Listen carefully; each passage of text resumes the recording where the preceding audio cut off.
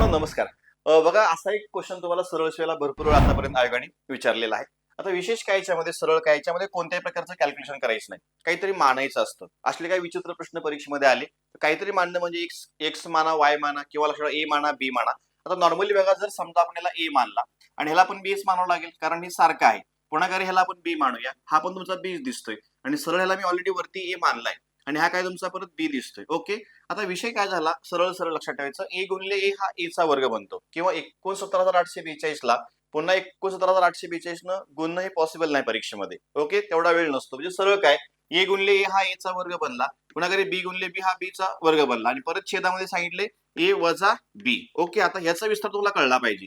ए चा वर्ग वजा बी चा वर्गाचा विस्तार काय येतो पहिल्या कंसामध्ये ए अधिक बी आणि दुसऱ्या कंसामध्ये काय ए वजा बी अशी कॉन्सेप्ट आहे आणि परत छेदामध्ये तुम्हाला ए वजा बी दिलेला आहे त्यांनी.